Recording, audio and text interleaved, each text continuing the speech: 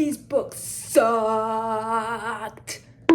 Just kidding. I actually don't feel that passionately about anything that I've read this year. I feel like every year I usually have like a lot of books that I just couldn't stand.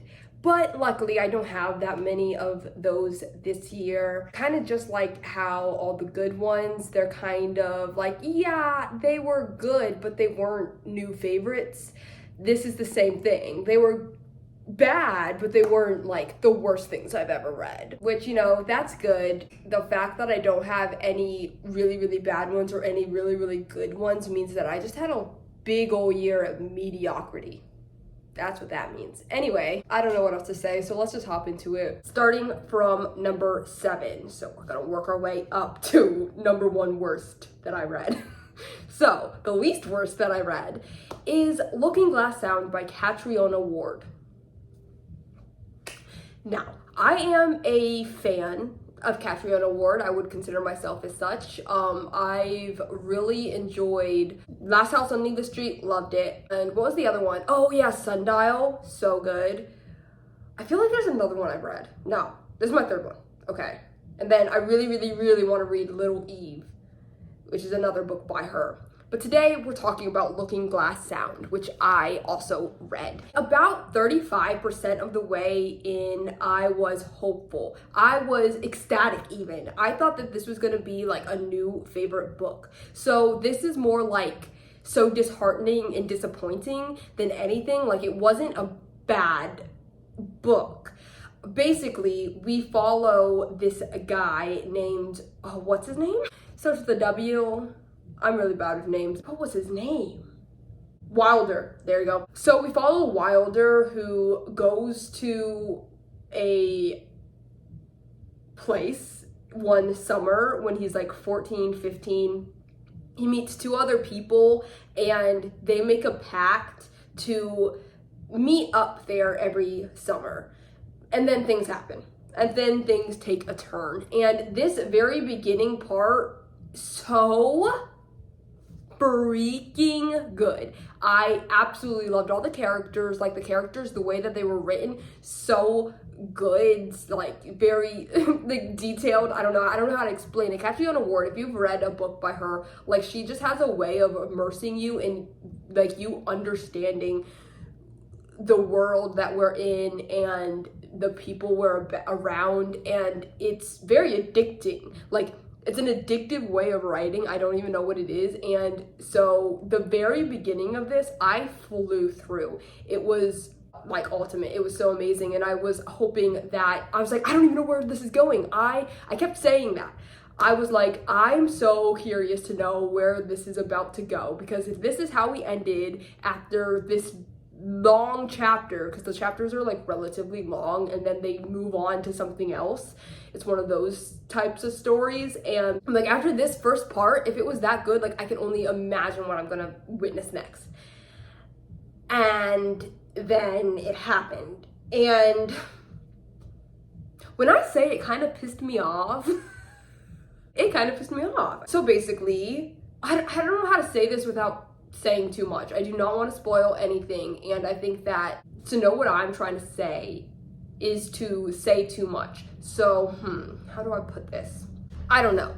Blah, blah, blah. We cut to this moment where somebody is writing a story about something that happened at a place.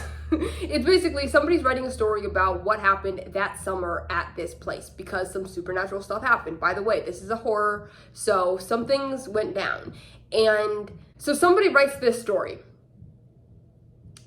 And guess what happens? Like, guess what fucking happens, okay? We literally see the same story again. That's not a joke. That's not a joke. So what happened to Wilder in the beginning, it repeats. All of it. All of it. That's not a joke. Okay, I don't want to say too much, because maybe I should just say, like, this might be a little spoilery, guys. Because holy shit, it bugged the piss out of me. So it went pages and pages on retelling the story that we already knew, but told in this fictional way, that because like some of the names were changed, or there was like self-insert characters and stuff like that. So that's what happened. That's the story that we ended up getting.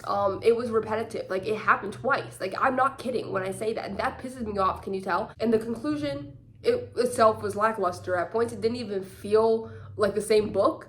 And then at the same time, like I just said, shortly after, it turned into the same thing we already read. And then like it would go between points of that. Like it just wasn't worth it. Like reading the entire thing was not worth it. That's how it felt by the end of the story. And that makes me really, really sad. Book number 6 that I read and disliked a bit. Again, this is more like a disappointing thing, not really that it was awful, but it's Bad Cree by Jessica Johns. I think that this book had so much potential, but all in all, the execution was like not the best. It read like a YA for big time. It wasn't supposed to be, and it was clear that it wasn't supposed to be, as there was like cussing and like adult themes. But it was like it wasn't completed or something. Like it was a little lacking. It was like, it felt like a video game that hasn't yet rendered entirely, and like there was chunks missing of the plot. It was interesting. It was weird. It felt very cyclical. Like we kept having like this weird creepy event that would happen, and then she would try to solve why did this just happen, or like ask, well, first of all, she didn't even ask the people around her. She just kind of kept things to herself, even though they have implied. So basically, okay, I haven't even said what this is about, but this main character, don't remember her name, don't ask me. She had these dreams, and then she would wake up and the remnants of her dreams were still there, like the very beginning of it. She had a bad dream where crows did something or another, and then she woke up and there was like a crow in her hand or something in her hand. I don't know if it was a crow exactly, like a feather. Like it was obvious that like it was actually happening or something. So that's what we're dealing with. And doesn't that sound so compelling and interesting? But like I just said, like it was like the plot never really was flushed out. Yeah, it kind of bothered me that she wouldn't like talk to anybody about this stuff that was going on, even though they heavily implied like shit like that happens to me. I have dreams that are, and this is unexplainable, but and when I was your age, I was scared of it. They straight up tell her that, but then she's like, like she keeps it to herself. It's like, you know, you could have solved this so much easier if you just like opened up and asked your aunt and your mom about these things, and your sisters, who they're all very close. They were a close family. That's what gets me the most, I think. But yeah, I mean, it had so much potential, and it was all right. It was more supernatural than anything, and I really did like the creepy scenes. Like there were some scenes that were like pretty like, oh, that was frightening. But overall, I felt like I was missing something entirely, and I don't think that was my fault. Like book number 5, The Dinner by Herman Koch. I don't know his name. I think it's like Herman Koch. And if it is, I have a really good memory, whatever. Basically, this follows 2 sets of parents who have a dinner at a pretty fancy restaurant because they're rich to talk about something that their sons have done. We don't figure out what the sons have done until the very end, way late into the story. And they ask continuously throughout the dinner, what do we do? Should we hide this? Should we lie? Should we, like, what happens next? And it really pissed me off because they ask this question about something that personally, for me, it would have taken about 5 seconds to have the answer. I know my opinion on this. If my son did that, yeah, I have an answer. Of course, these people, like one of the families was like, I think, I don't know, some kind of political guy. The dad was like a political figure, governor, or I don't know, somebody important. That's why he kind of wanted to cover up what has been happening. But that's not, I would never believe that to be true. If your kid has done something that's honestly unforgivable, which is what happened, Yeah, I would have a very straightforward answer, and I don't need 200 something pages to tell me what that answer is, especially because their conclusion was ill, you know? So that's that book. Apparently it's like a classic and it's like a movie and all of this stuff. Like, it was really hyped up. Oh yeah, and it was, I remember, this is why I read it. It was because it was hyping it up as like something so scary and like eerie and important. Like, that's what I read it as. Like, that's what people have been saying about it. I can guarantee you it's none of that. It's none of that. So don't fall for any of that like I did. Not scary. The fuck? It's considered a thriller, I think. Not a thriller. That's not a thriller. So overall, no. It was honestly just annoying. I hate when rich people like talk, you know? And I hate rich characters. Only sometimes. But especially in this way, like, it's like, okay, shut the fuck up. Like, I just couldn't deal with you. So that's that conclusion. Next book. Book number 4. I put Me, Moth by Amber Mc something. Here's my Goodreads review for it. Very simple. We love it. It was very, very cringy, and I'll tell you why. Basically, Moth, her family has died, so that's pretty sensitive, right? And then I think Sonny, I don't even remember what happened, how they met, and why they were going off together, but they were basically having a journey together, it was like a road trip type vibe. And I don't even remember why, but there was like an insta-love thing going on that made me so uncomfortable. It was more like love bombing, if anything. Basically, like, this guy starts calling her like love and darling or whatever, and I was like, oh, that's weird, because they barely even know each other. Like, they met minutes ago, and now he's calling her this. Okay. And then it kept on going like that. I thought that's just how he talks or whatever, but it turns out like it was supposed to be a cute, romantic, and mutual thing. And I was like, not because of the pet names, do not get me wrong on that. It was because, like, it was the energy of it. It was like that was me being like it was like a parasitic fuckboy vibe. That's what I got, and it was uncomfortable as shit. And also, it was very like over the top poetry, or like it was supposed to be like pretty language or whatever, but for it being over the top, it was also somehow pretty darn mediocre. Like, that's what made it so uncomfortable, like, hence the leg cringe. Because then there's also this third final point that nobody ever, let alone high schoolers, fucking speak like this. Nobody. I don't know, it was like this like pseudo philosophical, beautiful way of thinking and speaking, and I'm like, you're 16, what? It just made me cringe. Like, there was physical cringes happening. Yes, I was like, That's why I feel like I keep physically cringing just thinking back about like how I felt reading this. Like, just a lot of.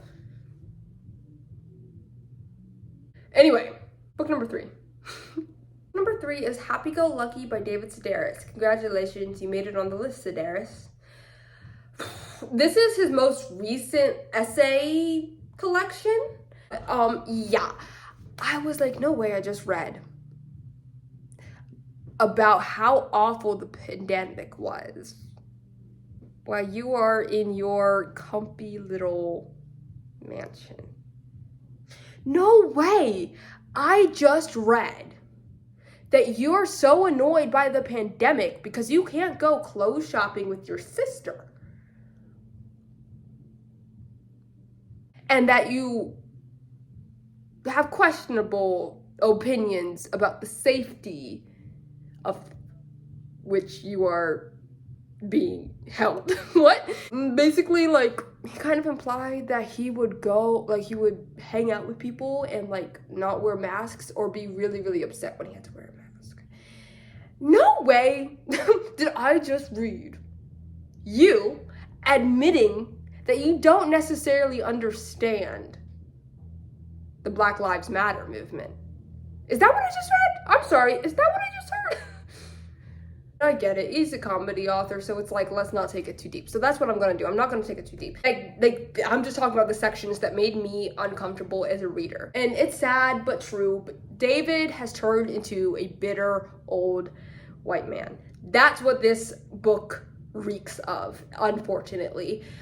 Yeah, that's what's happened, and it's as simple as that. Honestly, read some reviews, because I was reading some. I'm like, okay, I'm so like, I just was looking at things just to see, because I remember after I read this, I was like, David, I almost DNF'd it multiple times. After like looking at reviews, I'm glad that I'm like not the only one who feels that way about things, but it's just the old white man saying things at this point, and deal with that what you will. What do old white men say in 2022, I believe is when this came out? It's that. He's not like conservative or anything, like don't get me wrong there, like it wasn't that bad, but it was very out of touch. That's what the word is. It's out of touch, privileged guy. And it was weird to read, uncomfortable to read. I was like, okay, I can't relate to you. I cannot relate to you at all. So that's what's happening. Okay. It was honestly a little hard to read. I can't lie. Book number 2. So, for some reason, there was like 16 characters in a 200-something page book. That's what happened. That's what I just witnessed. And that's never a good idea to me, personally. How could you even ever think that somebody could care or pay attention to all of these characters when you change point of views without even saying that you changed the point of view? She did that many a times. Like every single time it was just changing of a point of view. It didn't entail it. You just had to know that that's what was happening. They said what this was about. Basically, a group of people. Honestly, we're following probably more like 13 or like 10, not 16. I was being a little dramatic, but still, it's a lot of people. We follow all of these people who, the one thing that they have in common is that they kind of don't have a family. They kind of don't have anybody to lean on. And so we follow all these people, and they are invited to play this game at an abandoned carnival fair or whatever the fuck they're called, amusement park. At an abandoned amusement park for money. That's basically what they're told. And so we follow that journey. People start disappearing. Anyways, that's not really what my gripe about it is. I actually kind of like the plot. That's why I read it, because I was very intrigued with it. It was a game book, and I really I think I really want to read more books about games for money. I just have to say, if you also like that type of thing, this is not what this is exactly. It's marketed as such so that there's no spoilers, but that's not really quite what it is, okay? But like following each person, we're taking to so many locations and mindsets and backstories and dynamics between other people. The opportunity to be fleshed out makes it impossible, right? Especially, again, it was like a 250-page book. I think that's being generous. I think it was more like 230 pages. And we follow like 10 to 13 people. Does that sound like that can happen? Like, how am I supposed to care about anything or anyone when there's so many that are being drowned out by the main character or the blah, blah, blah, blah, blah. There didn't feel like there was a main character. Like there was, but it didn't feel like it. You couldn't tell who it was really, because they switched POVs all the fucking time. And like I said, they didn't tell you when they were switching POVs. Like, it's like, okay, did you work this through? Like, think about how it might feel to be a reader reading this, right? Especially somebody with like aphantasia. I can't see people, like make up people in my head, so this is what this character looks like, and the characters are names to me. And when I follow 10 to 13 of them, it kind of makes it hard, you know? None of these books were all that bad. Like, I just have like 1 or 2 gripes with the book, and that's why they're on this list, you know?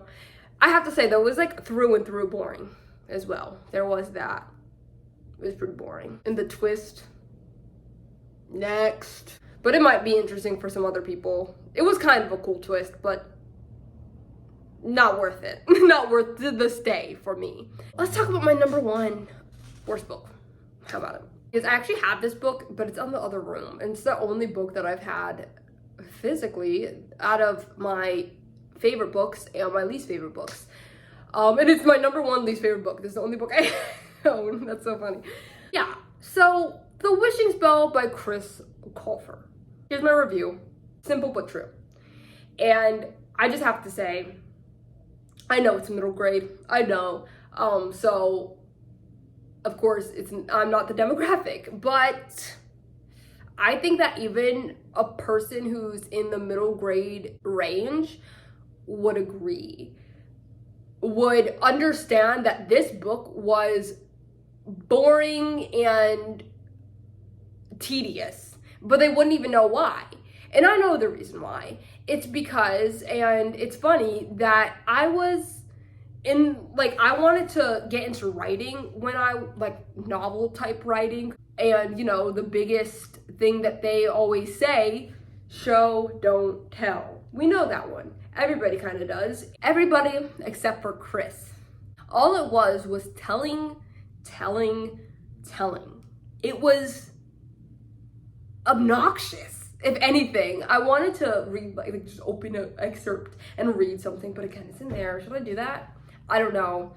But it was bad. It was brutal, okay?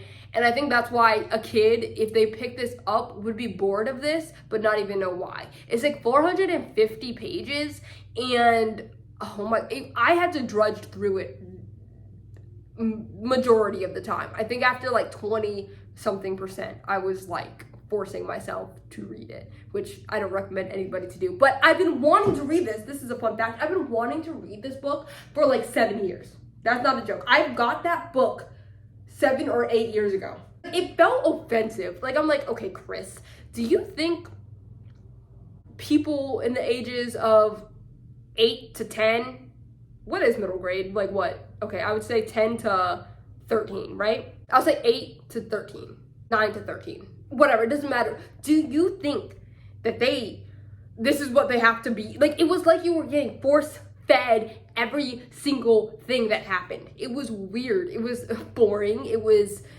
tedious to read, honestly. It was she did this, and then she did that, and then he went here, and then she climbed. It was bad. This is also a whole series. I was so excited for this one. I really was. I thought I was gonna love it. It had potential. That's the word part. I don't think Chris Colfer is a good writer. I don't think he has that in him. Unfortunately. Not everybody does. And not everybody does. And that's important to know. That's okay. Find your other talent. I mean, he's an actor, for fuck's sake. He doesn't need to be able to write, right? Anyway, it just somehow had no dynamicism when it comes to descriptive, good writing. Yeah, that's my 2 cents on that one. I guess this is it. I guess my video is now over. So, is there any books that you read this year that you were that could have stayed in the drafts? I would love to know. It's a good thing that I don't have too many things. Nothing caused me visceral rage. I think I'm becoming more of a level-headed reader, because back in the day when I would read something that I felt was a waste of time, I would feel personally offended.